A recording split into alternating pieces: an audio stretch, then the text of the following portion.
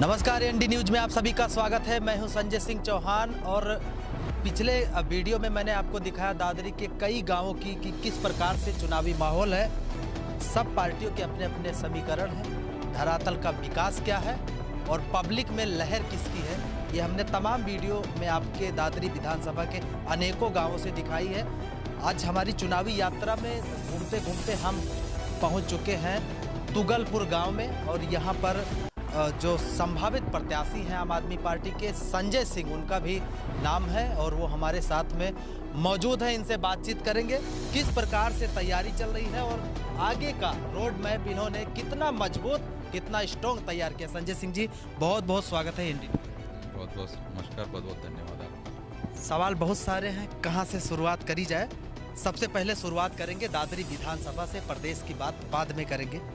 दादरी विधानसभा में आप संभावित प्रत्याशी हैं। अगर प्रत्याशी हैं तो सबसे पहला सवाल यही आता है, पब्लिक यही जानना चाहती है कि राजनीति चल रही है, सत्ता में पार्टी काम कर रही है, आपके क्या मुद्दे हैं, किन मुद्दों को लेकर आप मैदान? मुद्दों की बात करें, मुद्दे तो सब वही हैं। शिक्षा को लेकर है, चिकित्सा को लेकर है, सड़कों को लेकर है, रोजगार को लेकर है, बिजली को लेकर है, पेंशन्स को लेकर है, किसानों के अपने मुद्दे हैं, बिल्डर्स के, रियल एस्टेट के अपने अलग मुद्दे हैं। मुद्दे वही हैं सब, उन्हीं को लेकर मैदान में हैं। हर मुद्दे पर वर्तमान सरकार या पूर्वी सरकारें फेल रही हैं, उन्हीं मुद्दों को लेकर आम आदमी पार्टी मैदान में है। बगल ही सटी विधानसभा नोएडा है, लेकिन जब हम दादरी की बात करते हैं तो बड़ी तादाद में जो यहाँ के जो मतदाता हैं वो ग्रामीण क्षेत्रों से, यानी कि गाँव के रहने वाले हैं। आप भी गाँव से आते हैं। मूल रूप से गांव में क्या समस्याएं कुछ नजर आती है या भाजपा कहती है हमने तो सारी समस्या साफ कर दिया? भाजपा ने तो रामराज ला दिया कहने को तो, लेकिन क्या है जमीन पर कुछ नहीं। राम राज के साथ साथ विकास राज, जो उनका विकास कहीं पैदा ही नहीं हुआ दिखता अभी तो कहीं। जिस विकास को हम देख रहे हैं, विकास हो रहा, विकास आ रहा, कहाँ आ रहा है विकास? बीजेपी तो कह रहे हैं हमारे विकास की तो चर्चा विदेशों में हो रही है। मैं बता तो रहा हूँ विदेशों में क्यों हो रही है। अभी मुद्दा चल रहा था कल ही सोशल मीडिया पर, आपने देखा हो, गांव बड़पुरा का एंट्री पॉइंट पे ही घुटने घुटने 1 फुट 1.5 फुट पानी वहाँ भरा हुआ है। लोगों को पूरे जेटी रोड पे पानी खड़ा हुआ है। आज ही मैं वहाँ से निकल के आया हूँ, वहाँ ट्रैक्टर लगे हुए हैं, समर लगा के उस पानी को खींचा जा रहा है वहाँ से।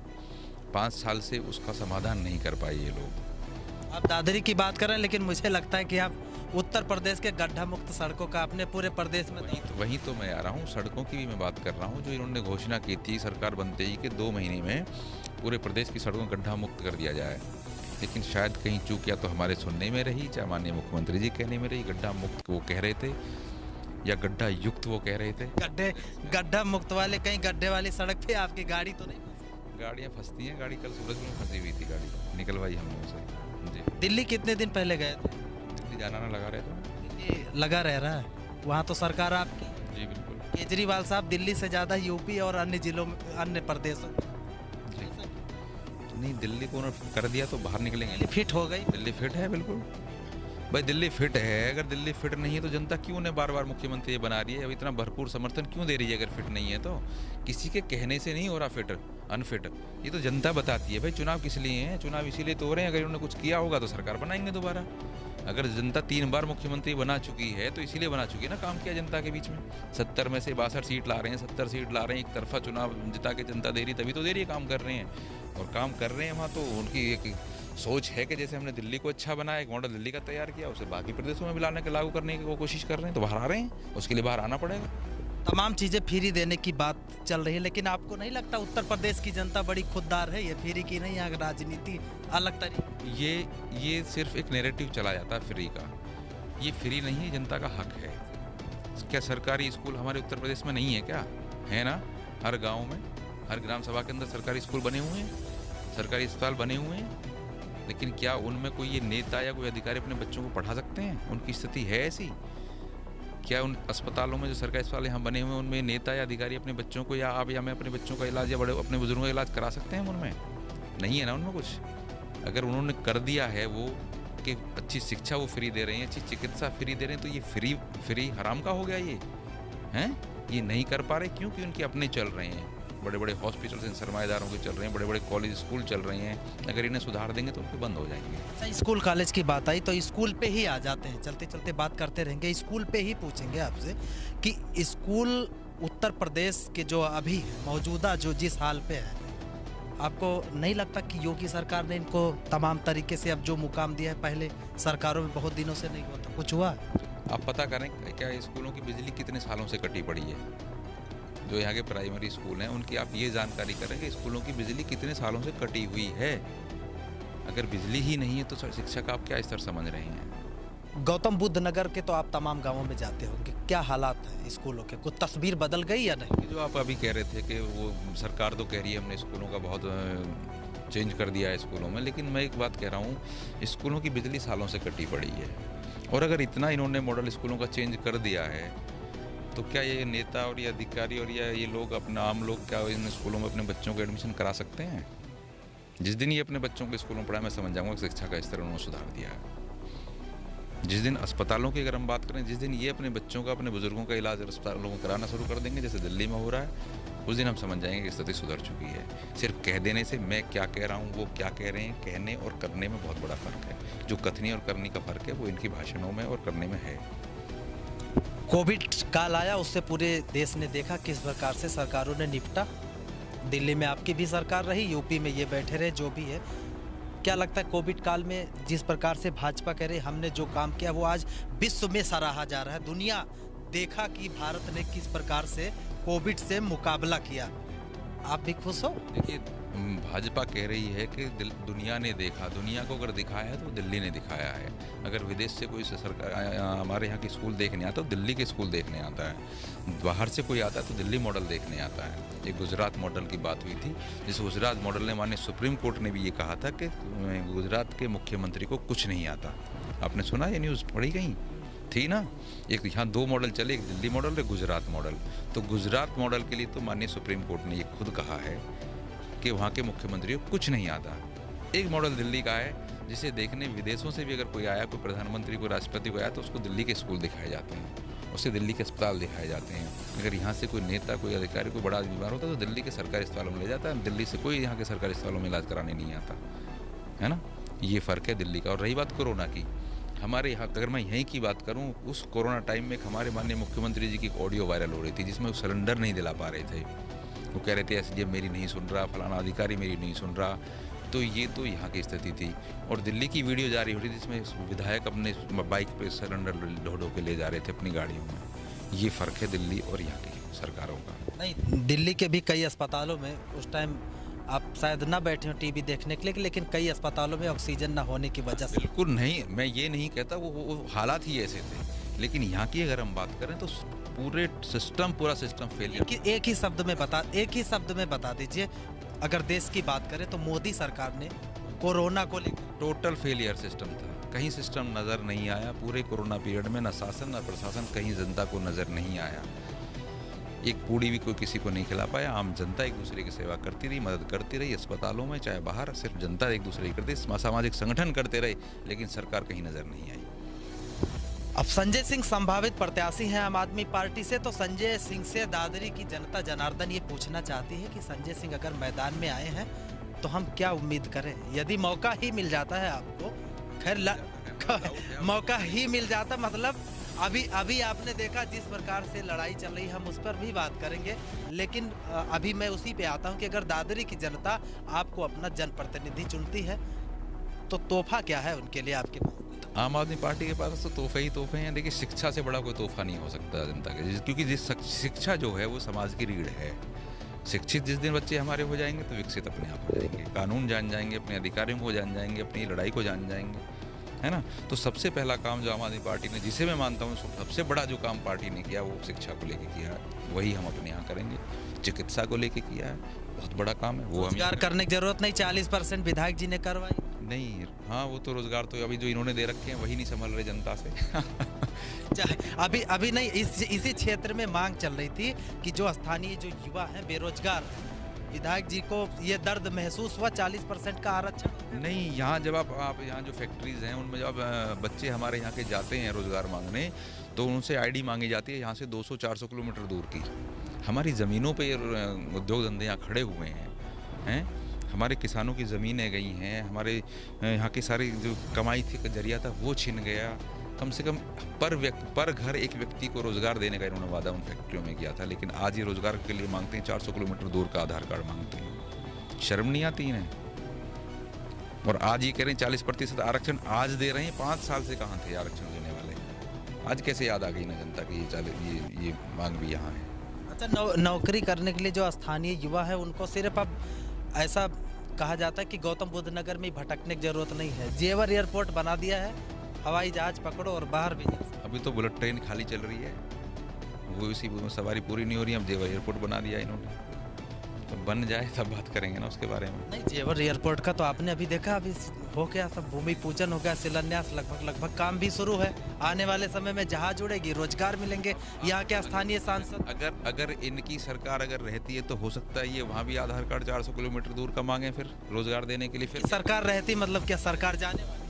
बिल्कुल जा रही है भाई, अगर रही तो फिर जनता ये देख रही है ना। वो बेरोजगार लोग जो आज देख रहे हैं कि आज हम रोजगार के लिए जा रहे हैं तो 400 किलोमीटर दूर का आधार कार्ड मांग रहे हैं, तो कल जेवर में भी अगर ये रोजगार देने का बात कर रहे हैं तो वहाँ भी तो 400 किलोमीटर दूर का हमसे आधार कार्ड मांगा जाएगा।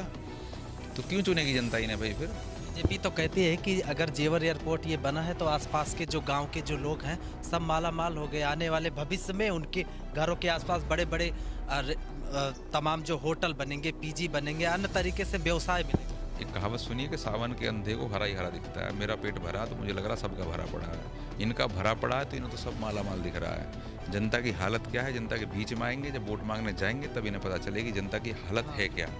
समझ रहे हैं? माला माल इन्होंने किसको क्या कर दिया है। इनको मुआवजे की लड़ाई, बुद्धनगर की हम बात करें, 4 जगह किसान धरने पे बैठे हुए हैं। उनके मुआवजे 30-30 साल से पुराने जो हक हैं जो उनके प्लॉट्स के और ज़मीनों के, वो लटके पड़े हैं, आज तक वो नहीं मिले। फिर तमाम सरकार आके चली गई हैं।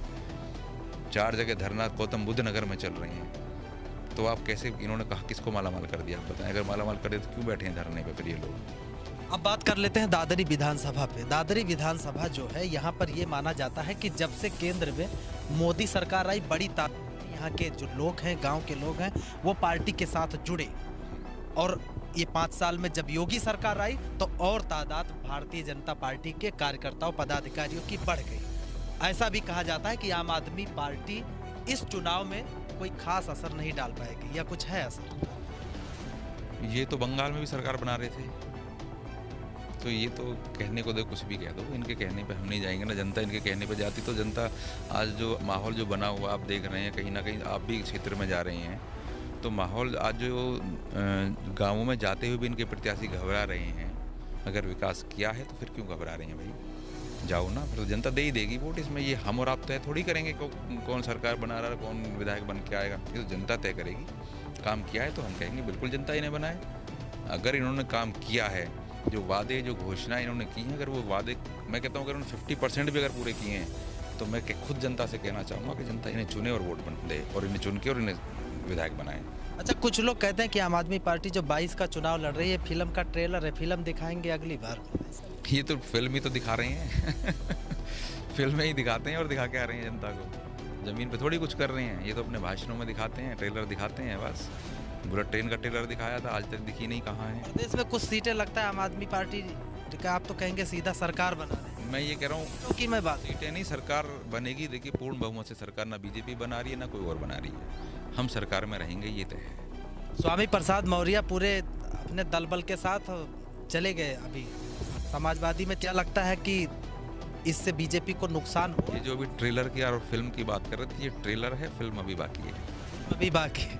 अच्छा, स्वामी जी ने अभी ट्रेलर दिखाया, फिल्म अभी बाकी है फिल्म क्या बैठ के आम आदमी पार्टी भी साथ सब देखेंगे, हम और आप सब देखेंगे। आम आदमी पार्टी के लिए स्पेशल सिनेमा थोड़ी लगाया जाएगा, सब देखेंगे मिलके। अभी देखिए आगे आगे होता क्या है। अभी नुकसान कहते हैं कि स्वामी जी तो हर बार चले जाते हैं, बसपा से आ गए भाजपा में, भाजपा से अब जाने वाले सपा में, तो अगली बार क्या आम आदमी पार्टी ने भी आमंत्रण? वो तो कहीं कमजोरी दिखी होगी, कहीं साधक होता, उनकी अंतरात्मा जागी हो, तभी तो गई हैं छोड़ के। नहीं, सवाल ये भी है कि जब चुनाव आचार संहिता लग गई, होने वाला है, तो स्वामी जी के जाने का मतलब क्या है? अगर बीजेपी में वो परेशान थे, उनके लोग परेशान थे, जनता जो उनकी थी उनके साथ में जो जुड़ी, उनको सुविधाएं नहीं मिली तो पहले जाते। अभी चुनाव के वक्त स्वामी जी हल्के तो नहीं? ये उनका पर्सनल मुद्दा है, उसमें मैं नहीं बता सकता। फायदा किसे होने वाला है? वजह क्या है? फायदा हो,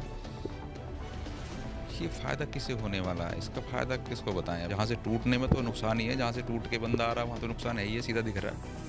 चलिए हाँ, जुड़ते हैं, मान ले मैटर है। तमाम जो विपक्ष की पार्टियां हैं, अभी तो यूपी में आप लोग भी विपक्ष में ही हैं, अभी सत्ता में आना अभी बाकी। विपक्ष में हम ही हैं, अच्छा आप ही हम ही हैं विपक्ष में। आपने देखा होगा पिछले पूरे साल और पिछले कई महीनों से आप देख रहे हो विपक्ष की भूमिका अगर कोई उत्तर प्रदेश में निभा रहा है तो हमारे माननीय सांसद संजय सिंह जी निभा रहे हैं। इसके अलावा कोई बोलने की हिम्मत नहीं कर पाए। जो बोलेगा सरकार जेल भेज रही, मुकदमे करेगी, लेकिन वो एक ऐसा शख्सियत है जो ना मुकदमों से डर रहे हैं ना जेल जाने से डर रहे हैं, उस सत्य को उजागर करने में लगे हुए हैं। ठीक, विपक्ष से ही मैं पूछना चाहता हूँ, तमाम आपके ही पार्टी द्वारा आरोप लगाए जाते हैं बीजेपी जातिवाद और धर्मवाद की राजनीति करती है, लेकिन कोई ऐसी चीज़ बताइए जो योगी जी कहते हैं 5 साल में कोई दंगा नहीं हुआ, बड़े बड़े जो माफिया थे उनको उन्होंने धूल चटा दिया, तमाम लोगों के बुलडोजर चलाया गया। बाबा जी का जो बुलडोजर चला उससे यूपी की जनता काफ़ी खुश भी दिखाई पड़ रही है। देखिए अगर बुलडोज़र की बात करें, जहाँ से माल नहीं मिला वहाँ बुलडोज़र चला दिए गए। रही बात जाति धर्म की, तो जिस दिन सरकार बनी धर्म के नाम पे बनी। जाति की बात करें, अभी पूर्व में हमारे यहाँ दादरी प्रकरण हुआ, क्या था वो, क्या मिहिर भोज सम्राट गुर्जर सम्राट मिहिर भोज की क्या पहली तस्वीर का अनावरण हो रहा था क्या वहाँ? इससे पहले लगी हुई नहीं थी क्या? कहीं पहली बार ये सब निकल के आए कि गुर्जर सम्राट थे? हमेशा से थे ना, इतिहास किताबों में लिखा हुआ है। आपका जितनी मूर्तियाँ पहले से अनावरित हो चुकी हैं उन पे सब पे लिखा हुआ है। तो आज दादरी में ऐसा क्या हो गया था कि उसका उस शब्द को हटाना ही न पड़ा? तो ये क्या था? ठीक है, आप उसी की बात कर रहे हैं तो एक छोटा सा उसी में मैं ऐड करना चाहूँगा। सम्राट जो मिहिर भोज है, आप किसे बात? देखिए पहली बात तो मैं कहूँगा जितने महान लोग हैं उनकी कोई जाति नहीं होती, कोई वो हर जाति के हैं, सर्व समाज के होते हैं। लेकिन हम तो सिर्फ वो कह सकते हैं जो हमने देखा है, जो पढ़ा है, जो सुना है ना? अब मैं अपनी बात करूँ, मैं आपकी बात करूँ तो आपने भी अगर पढ़ा होगा तो उन्हें गुर्जर सम्राट ही पढ़ा होगा। मैंने भी पढ़ा तो गुर्जर सम्राट ही पढ़ा है। जितना उनके बारे में जाना है, जितना पढ़ा है, गुर्जर सम्राट थे, गुर्जर सम्राट हैं। और ये सिर्फ हम और आप नहीं, ये वो भी जानते हैं जिन्होंने ये एपिसोड रचाया है। जो हमारे राजपूत भाई हैं वो भी इस चीज़ को जानते हैं, उनके मन में भी कोई ऐसी बात नहीं है। लेकिन कुछ चुनिंदा लोग हैं जिनके दिमाग में नेगेटिव भर दिया गया, जिन्हें सिर्फ ये चीज़ें क्रिएट करने के लिए सिर्फ उकसाया गया और भड़काया गया। ठीक है, लौट कर बाबा जी की ही बात पर आते हैं। गुंडे माफिया की मैं बात कर रहा था कि जो बदमाशी हुई कम हुई। दादरी के मैं कई गाँवों में घूम रहा था तो वहाँ पे गांव वाले जो हैं वो ये कह रहे थे कि भैया पिछली शासन में, पिछली सरकार में तो हमारी घर से भैंस भी चोरी हो जा रही थी, कह रहे थे अब तो भैंस सुरक्षित है, हम भी सुरक्षित। मेरे पास अभी बैठे हुए थे, भैंसा चोरी हो गया। अभी मैंने थाने से यहाँ चेक करवाया, इसका NPCR का कैमरे वैमरे चेक करा रहे थे। भैंसा भी 1 हफ्ते पहले भैंसा चोरी हो गया किसी का। भैंसा चोरी ये पहले भैंस भी हो रही थी, आज भैंसा भी हो रहा है, तो कम कहाँ हो गया? ये तो देखिए चलता है। मैं ये नहीं कहता कि कम तो कोई कर नहीं, मतलब ख़त्म तो नहीं कोई कर सकता। कम ज़्यादा की बात करें, कम कहीं कुछ नहीं है, कि कुछ कम नहीं है कहीं। तो आम आदमी पार्टी पूरी NCR का ये इलाका है, ऐसा भी लोग कहते हैं कि दिल्ली में सरकार है तो कुछ मजबूती से लड़ेगी, या पूरे प्रदेश में नहीं, पूरे प्रदेश में लड़ेगी। कितनी सीटें मानते हैं पूरे प्रदेश? मैंने कहा ना, सरकार भी नहीं बना पाएंगे तो सरकार में रहेंगे जरूर। दादरी विधानसभा के आप संभावित प्रत्याशी हैं, अगर आप चुनावी मैदान में पूरी तरीके से मेहनत करेंगे, कितने वोटों से जीत? अच्छे बहुमत से जीत रहा हूँ। आज मैं जीत रहा हूँ, मुझे पता है। आम आदमी पार्टी के संभावित प्रत्याशी संजय सिंह हमारे साथ में थे और उन्होंने बातचीत करी कि किस तरीके से दादरी विधानसभा में चुनाव लड़ने का रोड मैप इन्होंने तैयार किया है।